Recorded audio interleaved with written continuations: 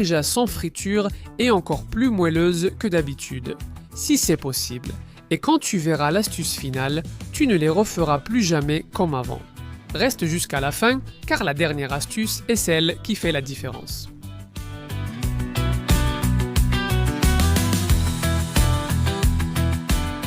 Chez moi, les torrijas à Pâques étaient un vrai classique, mais on finissait toujours avec la cuisine pleine d'huile. Alors, on va faire une version plus facile, plus propre et qui est vraiment incroyable. Pour les préparer, nous aurons besoin d'un demi-litre de lait, d'un bâton de cannelle, de l'écorce d'une orange, du pain. S'il est de la veille, ça marche aussi. Et bien sûr, pour l'enrobage, des œufs, du sucre et une cuillère à soupe de miel. Tu veux bien le lire? Eh bien, le voici. Mets la vidéo en pause si tu veux et prends note de tout. Des ingrédients très basiques, mais bien utilisés, ils font des merveilles. Pour retirer la peau d'une orange, j'utilise un éplucheur ou un économe. Ça me garantit de prendre la partie colorée, mais pas la blanche, qui est toujours un peu amère. Quoi? Toi aussi tu utilises des outils pour différentes choses? Si c'est le cas, aide-moi un peu et raconte-moi lesquels et comment, en bas dans les commentaires. En plus, tu pourrais le faire aussi avec du citron, mais essaie avec de l'orange, c'est encore meilleur. Maintenant, un demi-litre de lait dans une casserole, à feu moyen ou même un peu moins. Une fois que tu l'as, tu vas ajouter d'un côté un bâton de cannelle et de l'autre cette peau d'orange que nous venons juste de prélever.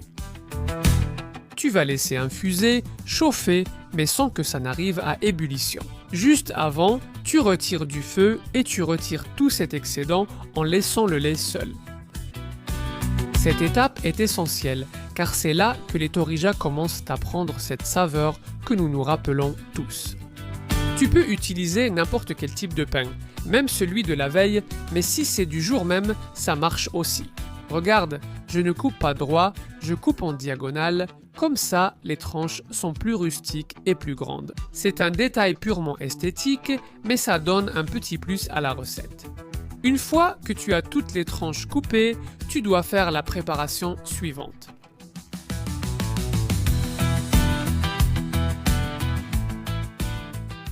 Batte très bien 2 œufs. Tu peux le faire dans un bol avec une fourchette ou un fouet, mais ensuite tu les verses dans une assiette creuse, parce que le pain prend beaucoup de place. Bon appétit!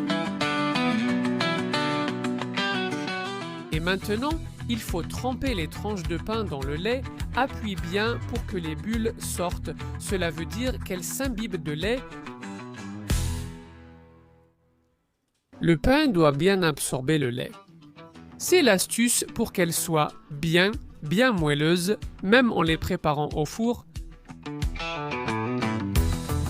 On les passe dans l'œuf une fois qu'elles sont humidifiées.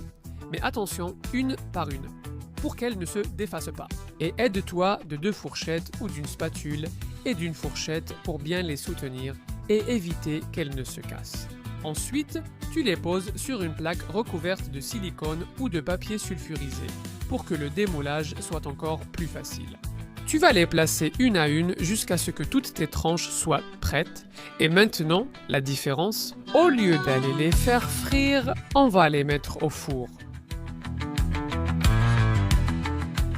On va préchauffer le four à 180 degrés Celsius et placer la plaque dans la partie basse du four pendant 20 à 25 minutes. Bien sûr, compte jusqu'à 10 ou 12 minutes, puis retourne les torrijas. Mais attends, parce que maintenant vient l'étape où la plupart des gens échouent. Dans une petite casserole, à feu moyen, tu mets une demi-tasse d'eau et tu ajoutes la même quantité, c'est-à-dire une demi-tasse de sucre. La touche en plus, tu vas la donner avec un ingrédient auquel tu ne t'attends peut-être pas. Une cuillère à soupe, environ 10 g ou 10 ml, une cuillère à soupe de miel, tout simplement, directement. Ça change pas mal la texture du sirop et ça lui donne une petite saveur différente, lui apportant une touche de sirop au goût plus traditionnel.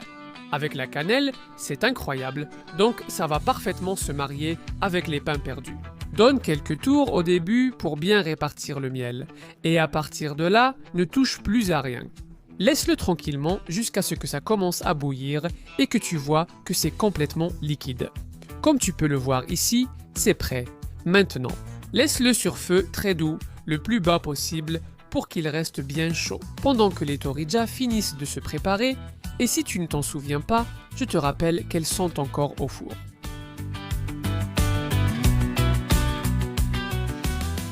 Et ici, voilà l'astuce qui les rend incroyables. Comme je te l'ai dit tout à l'heure, après 10 ou 15 minutes, elles commencent déjà à avoir bonne mine et c'est le moment de les retourner. Alors, on va en prendre une après l'autre et on va les retourner. Je te recommande toujours une spatule de pâtisserie parce qu'elle a un bout très plat et ça facilite beaucoup pour les retourner. Donc, une par une, on va les retourner et comme ça, l'intérieur sera plus crémeux et équilibré. Une fois qu'on les a toutes, on les remet à l'intérieur à 190 degrés Celsius, ce qui fait environ 375 Fahrenheit. Et on va les laisser encore 10 ou 12 minutes pour finir la cuisson. Au total, environ 20 ou 25 minutes. Ensuite, regarde comme ça a l'air bon, avec une couleur vraiment appétissante. Dès que tu les sors du four, tu les mets sur le plateau où tu veux les présenter. Donc, tu vas les prendre une par une et les disposer sur le plateau. Une fois que tu les as, attention parce que c'est le meilleur moment de tous. Le petit plus, parce qu'elles ont déjà l'air délicieuses. Tu en mangerais bien une, avec toute sa saveur, mais on va les faire passer au niveau supérieur. Avec un peu de ce sirop, avec la petite touche de miel qu'on vient de préparer, c'est le détail ultime. Regarde comme elles absorbent le sirop, leur donnant la touche finale pour qu'elles soient absolument juteuses. Tu peux les imbiber plus ou moins selon ton goût, mais avec une cuillère sur chacune, ce serait suffisant. Si tu veux les arroser davantage, pas de problème.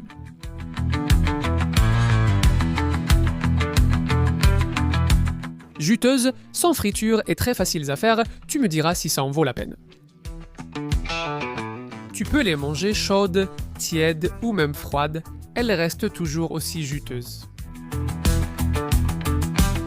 Si tu aimes les recettes de la Semaine Sainte ou les recettes traditionnelles, reste avec moi car il y en aura d'autres et dis-le-moi dans les commentaires.